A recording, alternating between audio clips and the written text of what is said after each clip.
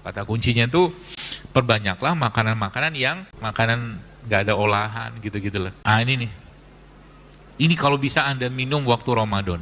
Kalau lagi sakit segini diminum sehari. Nanti Ramadan minum ini. Setiap hari sahur, buka. Lalu apa lagi? Perbanyaklah makanan-makanan dikupas gitu loh. Makanan kayak begini nih. Banyak-banyakin. Sehingga nanti sampai usia 60, 70, 80 tahun masih bisa sholat berdiri, masih bisa umroh, tawaf, gak pakai kursi roda.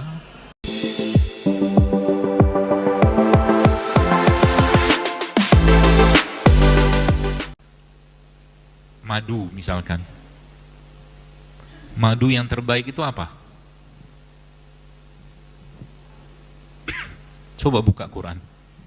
Sekarang kita handphonenya dibuka buat Quran. Coba cari ayat di surat An-Nahl tentang madu. Bahasa itu, dan kami wahyukan kepada lebah-lebah itu kan. Nanti di situ ada urutannya. Coba lihat.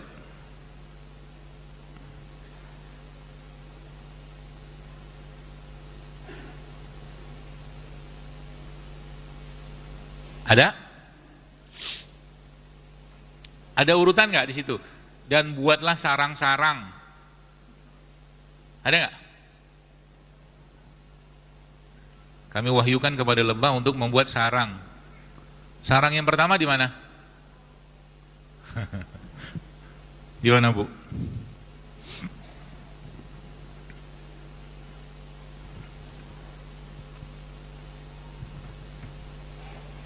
Ada urutannya itu.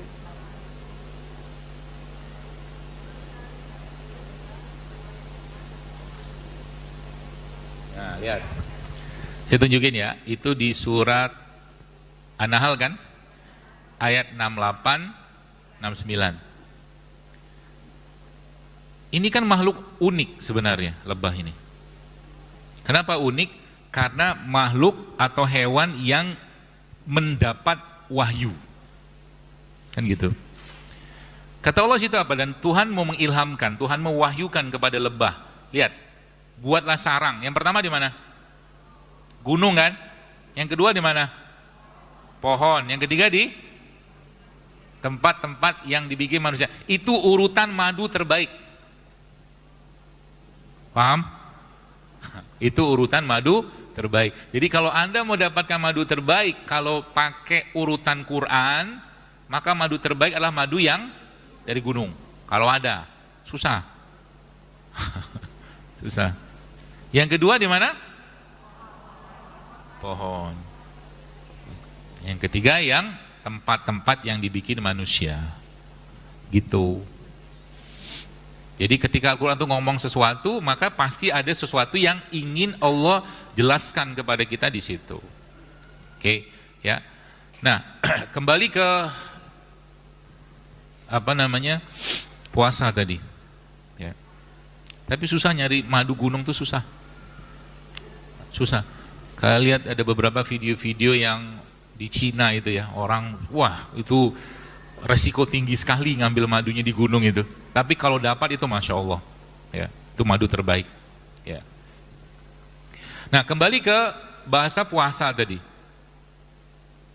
Jadi Allah sudah memberikan keterangannya kepada kita. Dan tadi sudah dijelaskan bahwa para sahabat itu mereka lihat, ini jiwa mereka tuh mereka sudah bahagiakan dengan kehadiran atau akan hadirnya Ramadan. Ya, terlepas dari ini hadisnya dhaif atau maudhu atau palsu, tapi buat saya itu hadis ini atau riwayat ini ya ada rasa sendiri buat saya. Maksudnya gini, Anda tahu Abu Jahal. Abu Jahal itu kerabat Nabi gak? Kerabat Nabi. Dan musuh Allah dan musuh Islam nomor wahid salah satunya kan. Tapi ada riwayat menyebutkan Abu Jahal itu diringankan siksanya, ya, diringankan siksanya oleh Allah gara-gara apa? Gara-gara Abu Jahal itu bahagia dengan kelahiran Nabi. Coba. seorang musyrik kayak begitu, Allah ringankan siksanya gara-gara dia ada terlintas kebahagiaan dengan lahirnya Muhammad SAW. Harusnya kita jauh lebih berhak dari itu. Termasuk juga dengan syariat-syariat yang lain. Harusnya Ramadan yang sebentar lagi datang itu membuat kita bahagianya minta ampun. Siapa tahu dengan sekedar kebahagiaan itu Allah bebaskan kita dari neraka. Belum masuk Ramadan. Itu yang Allah inginkan. Harusnya dengan rasa dan jiwa yang kita berikan atau mungkin emosi yang kita masukkan dengan kebahagiaan tadi itu, ya, kita sudah merasakan kegembiraan, kebahagiaan yang luar biasa dengan kehadiran Ramadan tadi, sehingga nanti urusan jasadiah itu cuma 10% saja. Sehingga hari-hari Ramadan lisan kita sibuk berzikir, lisan kita sibuk bertilawah, lisan kita sibuk berdiam diri kalau ada sesuatu yang tidak perlu kita komentari, kan gitu. Sehingga sebenarnya, subhanallah, apa sebenarnya yang Allah inginkan atau Rasul inginkan dari puasanya kita, apa? Coba lihat. Tadi saya ada sempat kasih kalimat namanya makosid, kan, tujuan. Salah satu tujuan sholat tadi kan adalah apa? Mencegah, kan? Pertanyaannya, coba lihat. Hadis ini mungkin kita sering dengar, ya, bahwa kalau saya sebutkan depannya Anda pasti tahu belakangannya. Bahasa kita aja.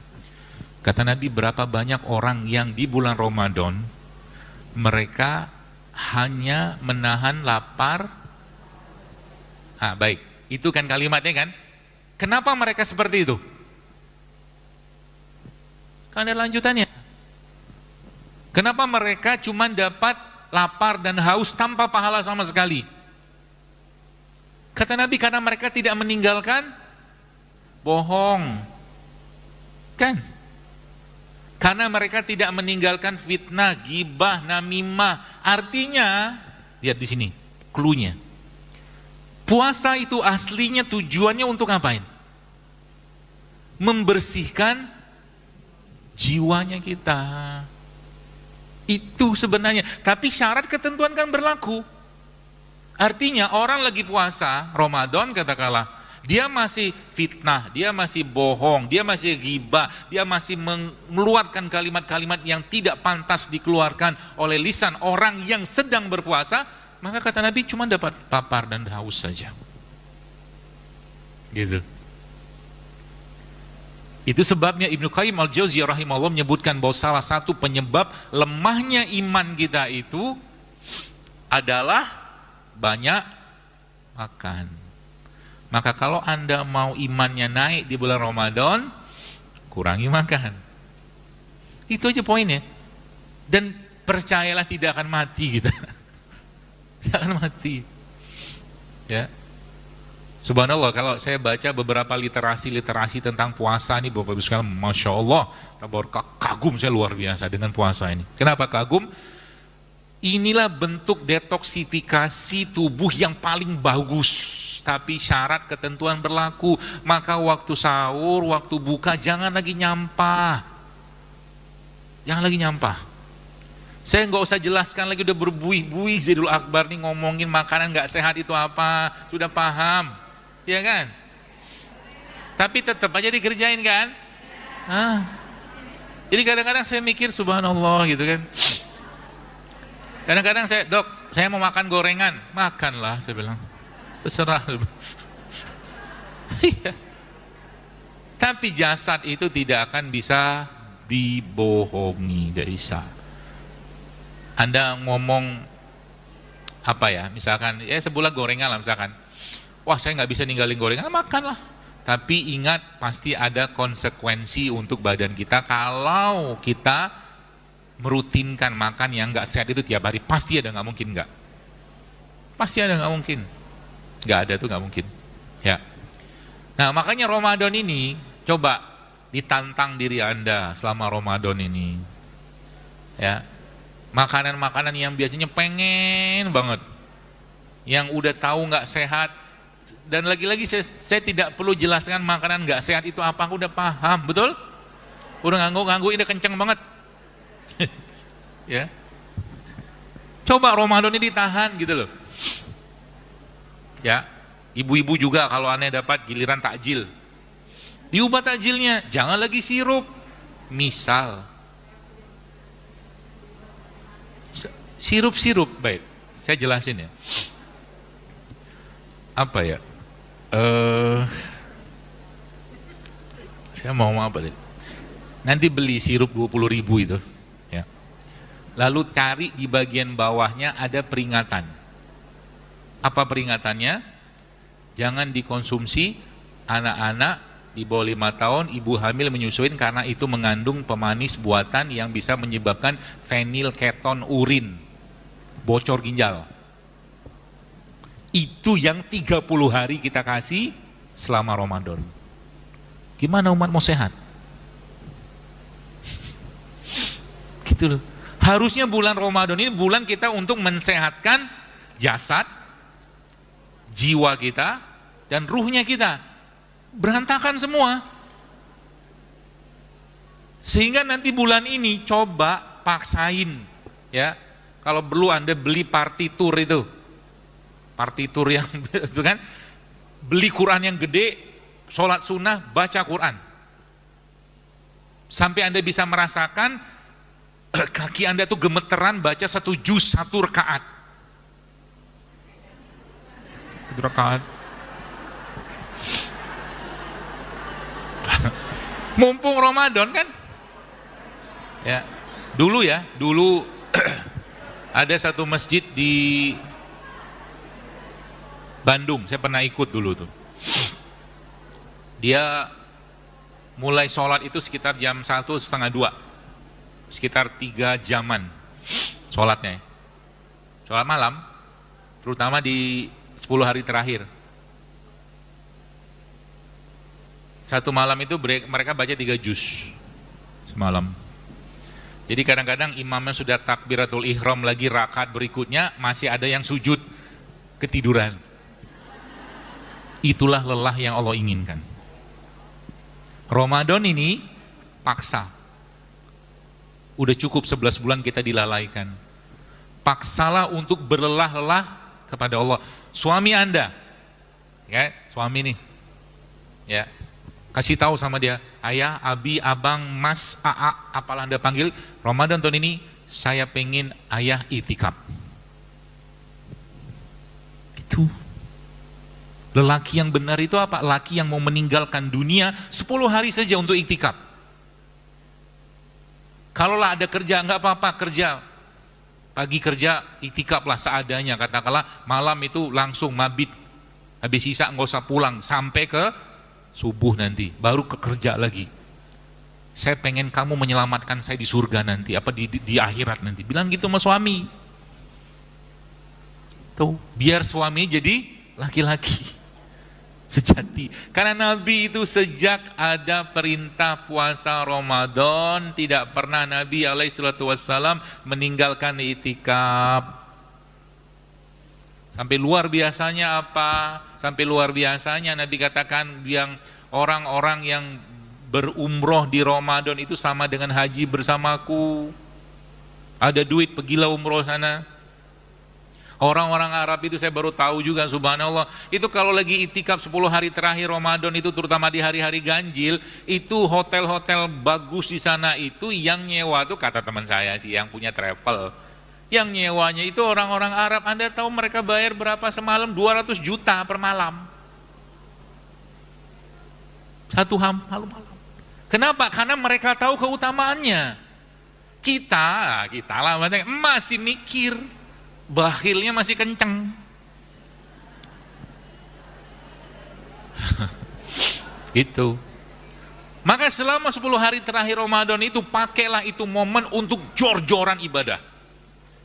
Ya, sehingga nanti ketika hari 1 Syawal itu datang, ya, takbir itu menggema dalam diri kita, bukan cuma sekedar takbir makan kue apa, kumpul sama apa, lontong apa. Wallah, bukan itu.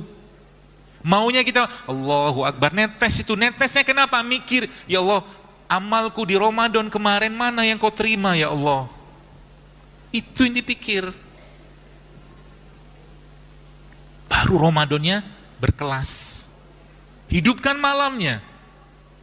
Ya, karena kalau Ramadan itu waktunya kita menghidupkan malam. Kalau Zulhijjah menghidupkan siang. Itu bedanya.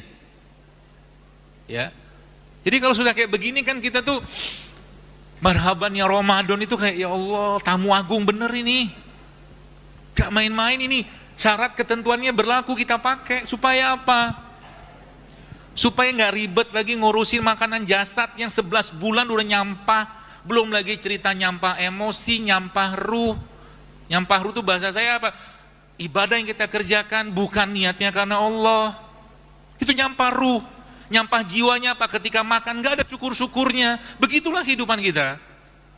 La'allakum tashkurun kata Allah kan. Dan itulah yang membuat akhirnya setan, dia janji sama Allah. Dia bilang apa? Aku gak bakal bisa goda dua jenis golongan ini, kata setan iblis itu waktu mereka dilaknat oleh Allah ya dari surga kan. Apa yang pertama? Ikhlas, mukhlisin, orang-orang yang ikhlas. Aku gak bakal bisa goda mereka, kata iblis. Yang pertama. Yang kedua apa? Yang sulit digoda mereka tuh orang-orang yang bersyukur. Gitu. Udahlah, lewat sudah masa kita bermewah-mewah di Ramadan.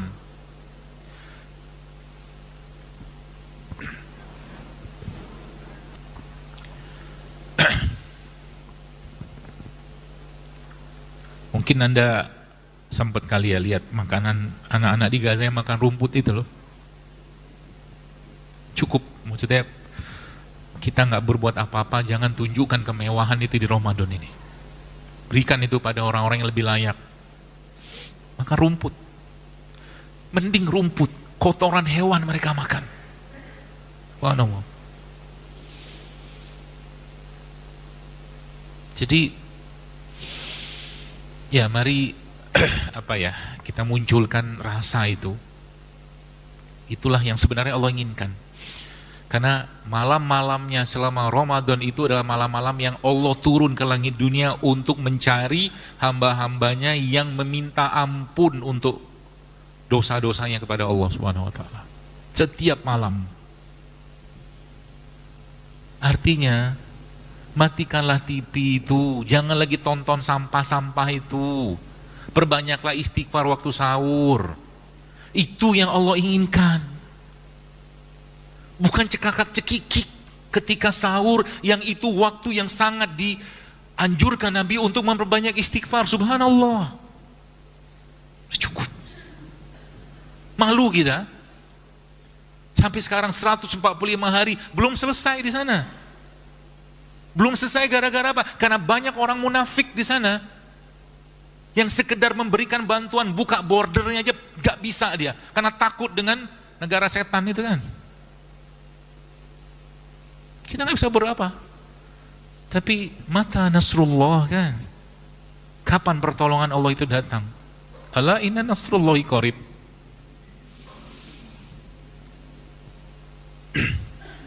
Putuskan semua jalur-jalur kita dengan iblis, setan, Yahudi itu, putuskan. Terutama waktu Ramadan ini. Munculkan jiwa pejuang, jiwa zuhud, jiwa sederhana, jiwa jujur. Itu yang Allah inginkan di Ramadan ya. Sehingga kita akan merasakan nikmatnya tilawah itu, nikmatnya kita bersedekah itu, nikmatnya kita berzikir itu. Itulah yang Allah inginkan supaya apa? Jiwa kita itu bersih, hati kita itu lapang, tenang. Dan wallahu a'lam bishawab, misalkan tiba-tiba kontrak kita di dunia selesai, di hari 29 atau 30 Allah ambil nyawa kita, Masya Allah. Kematian yang indah kan? Jadi sudah cukuplah kita dibuat terlena dengan Ramadan-Ramadan sebelumnya. Ibu-ibu ya, Anda di sini mulai bikin list ibadah apa ya, yang mau dikerjakan selama Ramadan ini. Kasih tahu sama suami misalkan, atau Anda sendiri kerjakan ya, ajak suami, keluarga, anak, bangun, bangun, ayo bangun. Jangan lagi sahur itu cuma sekedar urusan makan saja. Istighfar diperbanyak misalkan. Sholat malamnya dibanyakin. Berlelah-lelahlah untuk Allah di bulan Ramadan ini. Berlelah-lelahlah. Ya. Supaya apa? Allah ampuni kita. Ruh kita diampuni sama Allah. Jiwa kita dibahagiakan sama Allah. Jasad kita tanpa sadar dengan kita memperbaiki makan, ya, dengan memperbaiki minum, dengan makanan yang halal, thayyib, sudah tahu semua hadisnya, ayatnya, kita praktekkan itu di Ramadan, sehingga apa?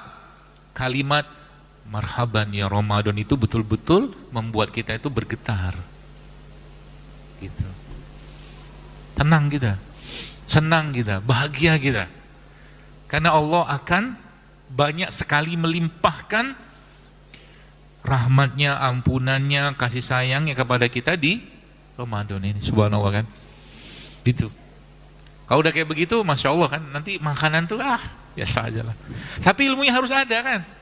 Ilmunya harus ada. Jadi kalau bicara tentang misalkan takjilnya atau iftarnya atau bukanya atau sahurnya, Anda sudah punya list makanan yang kira-kira bisa memberikan apa ya namanya ya, efek yang baik ke tubuh kita secara fisik gitu, tidak apa-apa.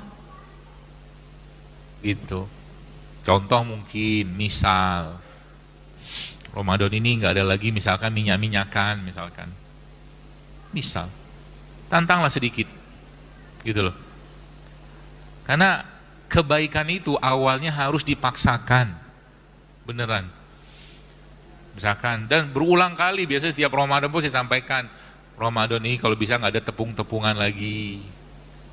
Atau lah kalaupun ada itu terbatas banget gitu loh. Berat nggak? Berat. Ya berat. Makanya saya tuh kalau bulan Ramadan senang banget. Senangnya karena saya nggak ribet lagi urusan makanan, tapi sedihnya saya ketika ditinggalkan Ramadan karena saya harus masuk lagi ke bab tentang ya kadang-kadang nggak mudah kita puasa sunnah loh. Itu. Makanya kalau Ramadan ini berlalu tanpa kita diampuni, maka kata Nabi apa? Celaka hadisnya kita tahu kan? Celaka.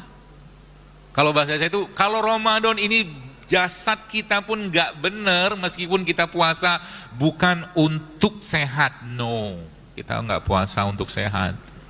Puasa itu kewajiban.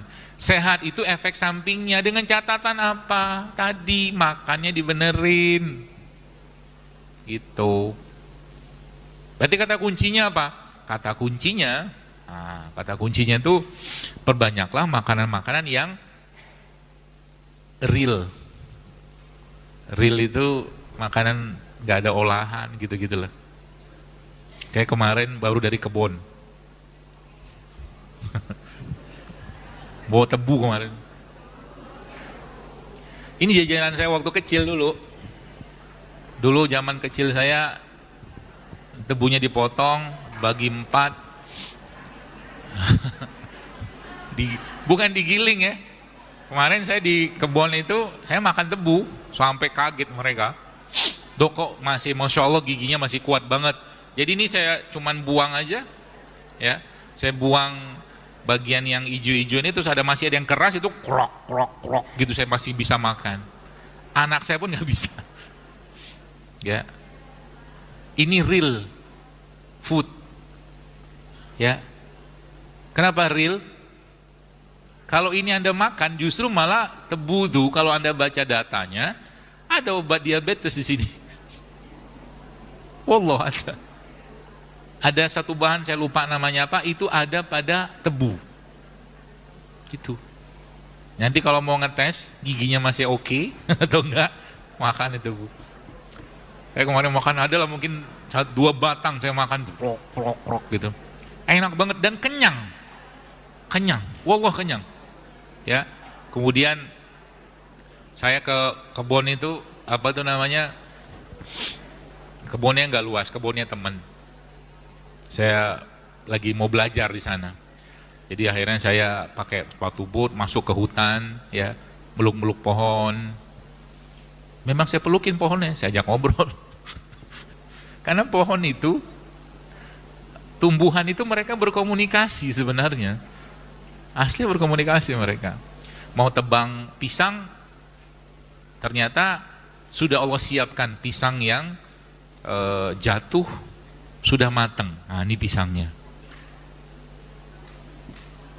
Pisang Ambon. Rasanya, Masya Allah.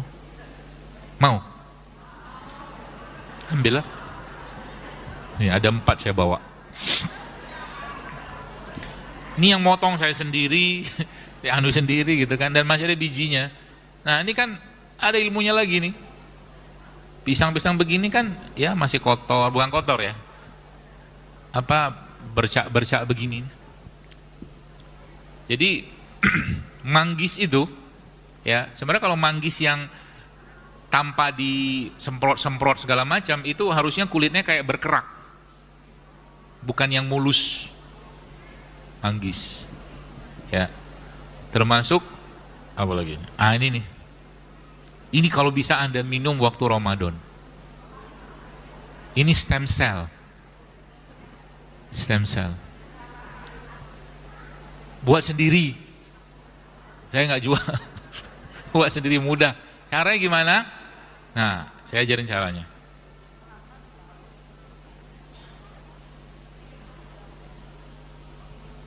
Jadi gini, kalau mau catat.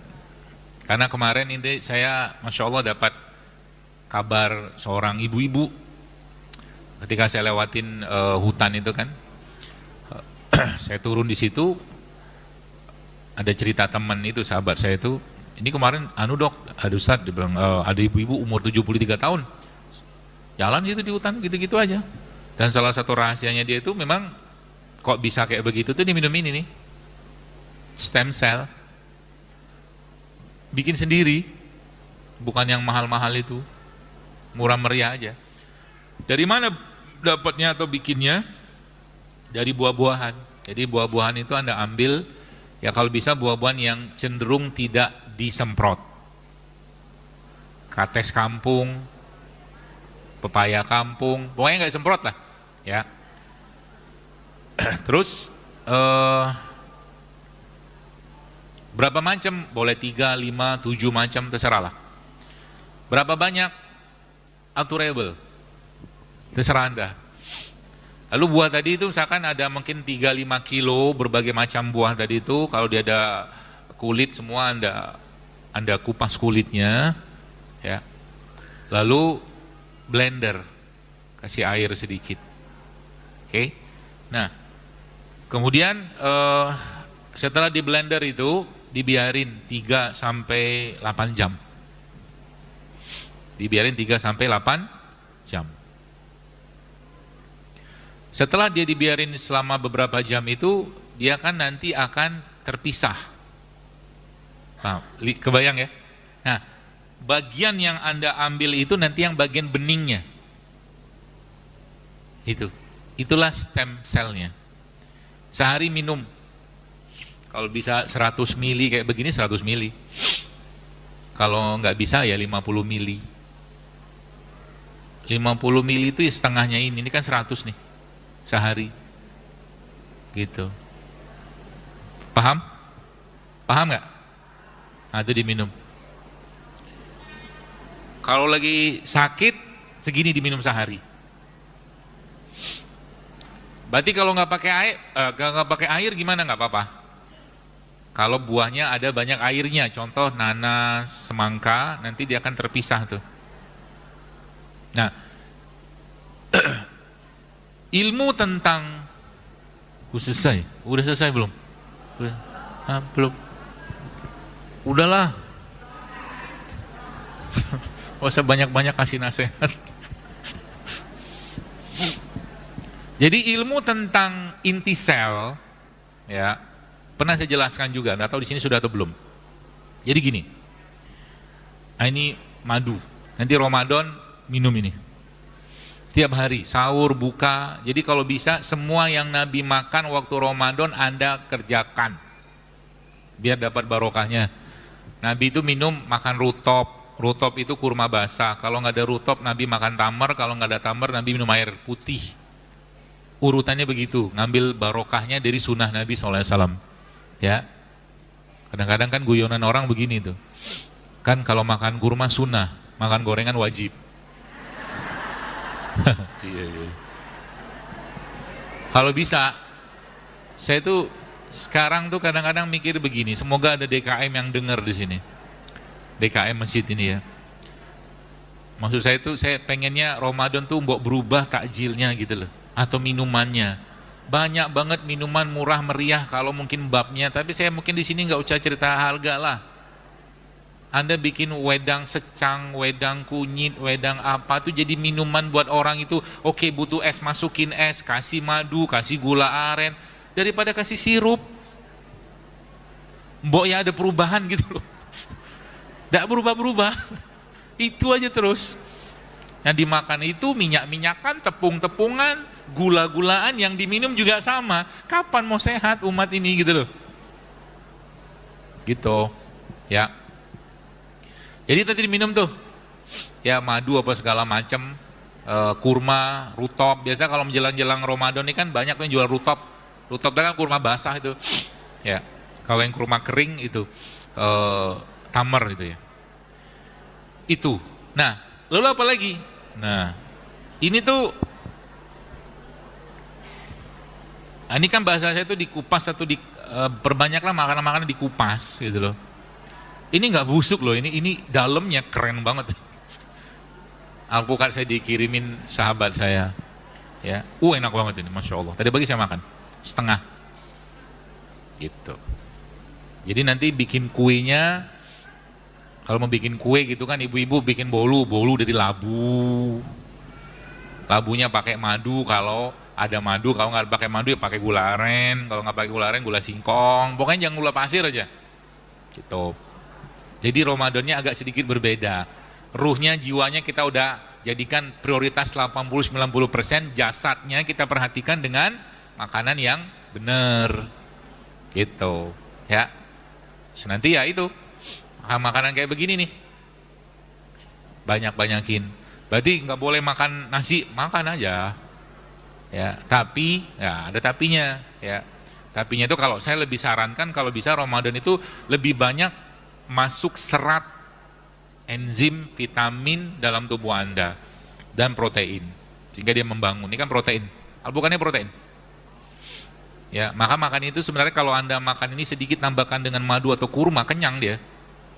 Kenyang, ya. Makan roti dok, saya pengen makan roti gandum misalkan, oke makan roti gandum. Dressingnya pakai ini, misalkan, kan bikin bisa. Kasih madu sedikit, apa namanya, jamnya ya, selainya. Gampang? Gampang. Asal mau aja. Ya, jadi mulai disiapin tuh. Jadi judulnya kita mempersiapkan, kan targetnya ruhnya, jiwanya, jasadnya, siapin semua tuh.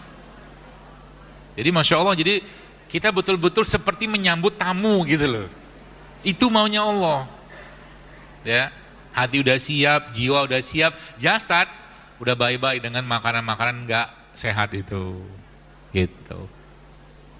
Gitu ya. Mudah-mudahan bermanfaat. Nih nanti tebunya saya tinggal. Kalau ada yang mau. Dalam makan nggak makan tebu gini kan? Ya. Nanti di jadi tebu ini, tapi ada satu ilmu baru saya mau cerita pada Anda. Ini ilmu mungkin saya pun baru tahu ilmu ini, masya Allah ya. Ada namanya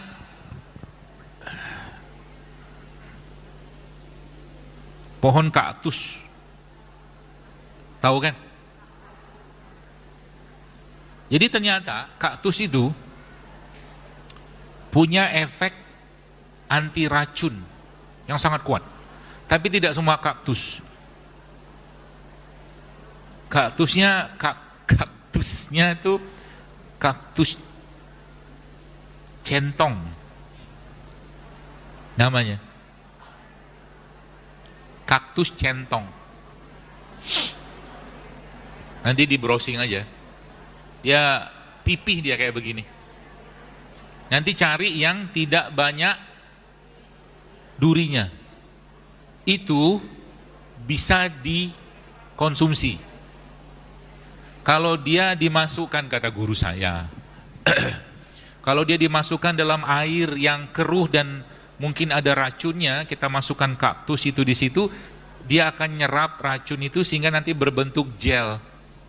Gelnya diambil, airnya nanti bening lagi, kata beliau. Saya juga baru tahu itu kemarin pas ke hutan dikasih tahu itu.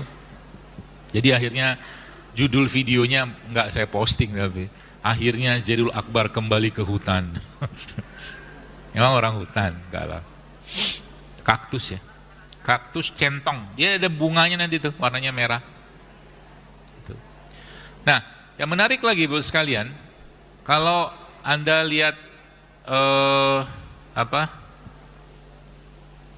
buah-buahan begini, ini kan buah-buahan ini kan kalau kayak alpukat begini, ada sendok nggak? Nggak ada sendok ya?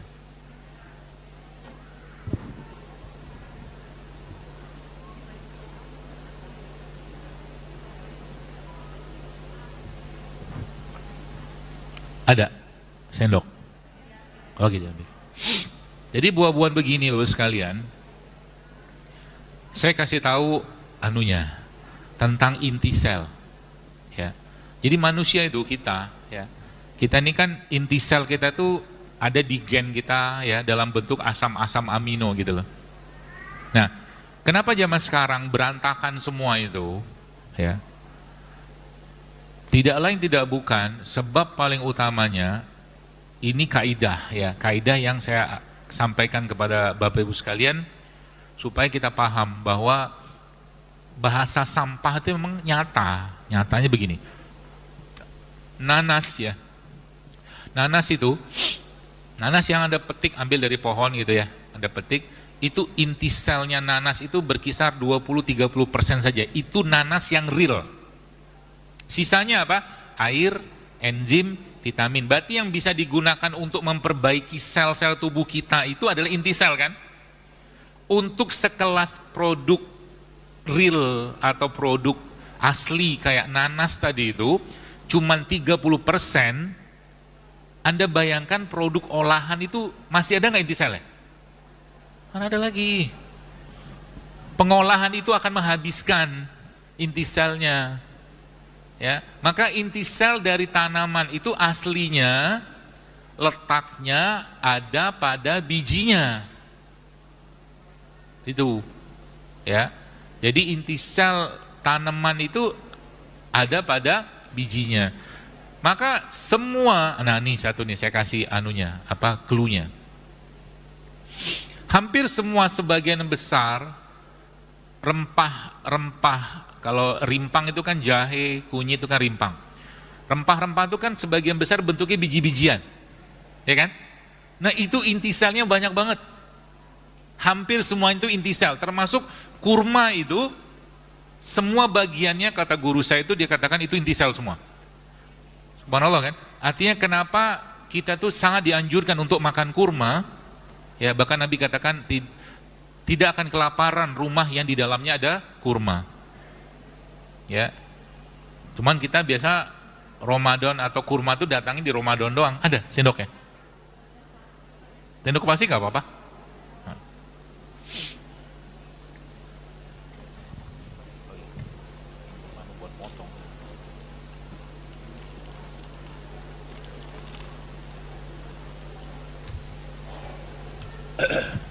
Jadi rempah itu sebenarnya inti selnya juga berlimpah ruah. Ya, itu sebabnya kalau saya boleh saran kepada Bapak Ibu sekalian, Ramadan itu perbaiki inti sel kita dengan cara mengkonsumsi rempah-rempahan. Ya, contoh rempah itu apa? Jahe itu rimpang. Ya, kapulaga, ketumbar, kayu manis, ya, itu ya, pala, cengkeh, itu inti sel semua. Makanya sebenarnya dalam pengobatan-pengobatan alam ya, atau asli, saya males nyebutnya tradisional. Saya tuh agak-agak kesel gitu. Di luar pengobatan konvensional disebutnya pengobatan tradisional. Padahal pengobatan konvensional yang digadang-gadangkan oleh Yahudi Barat ini barulah muncul sekarang. Dulu orang berobat dengan herbal.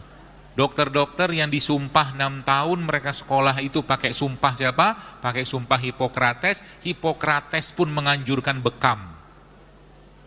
Tapi dokter zaman sekarang ngomongin bekam susahnya minta ampun. Padahal sumpah dokternya pakai bapak kedokterannya ono gitu loh. Nah ini saya mau tunjukin.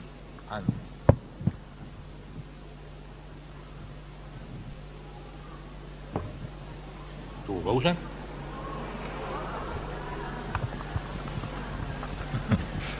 Enak banget ini. Masya Allah. Tidak tahu siapa yang berhasil mendapatkannya di sini. Nanti saya pulang ambillah. Atau ibu mau? Ya, ibu-ibu di depan ini ambil. Diminum pakai madu. Ini madunya, ini madu lokal. Ya, cuman saya encerin sehingga encernya seperti madu yang Anda beli 1 juta itu. Atas nama madu Arab. Kan biasa beli itu 1 juta gitu kan, padahal encernya sama. Tuh. Nggak turun dia. Dibuang airnya. Tuh, jadi madu. Jadi ini makanan begini nanti Ramadan banyak-banyakin makan ya. Daging, ikan, tahu, tempe yang sehat gitu kan. Perbanyak makan itu. Nanti lama-lama keluar dari Ramadan Anda sudah terbiasa dengan makanan sehat. Itu. Sehingga nanti sampai usia 60, 70, 80 tahun masih bisa sholat berdiri, masih bisa umroh, tawaf, tidak pakai kursi roda. Kan itu kan tujuannya kan? Itu. Makanya mulai sekarang dipaksain untuk hidup sehat, untuk menjaga jasad atau tubuh kita ini tetap sehat sampai nanti meninggalnya bukan dalam keadaan yang sakit-sakitan. Meninggal lagi sujud, lagi tawaf, asik banget. Gitu. Jadi marhaban Ramadannya nanti berubah. Ketika udah siap kita bahagia dengan pertemuan dengan Allah, kita ngomongnya apa? Marhaban ya maut. Selamat datang wahai kematian. Silakan ambil nyawa saya. Asik tuh. Gitu ya. Baik, saya kira mungkin itu hampir setengah 12.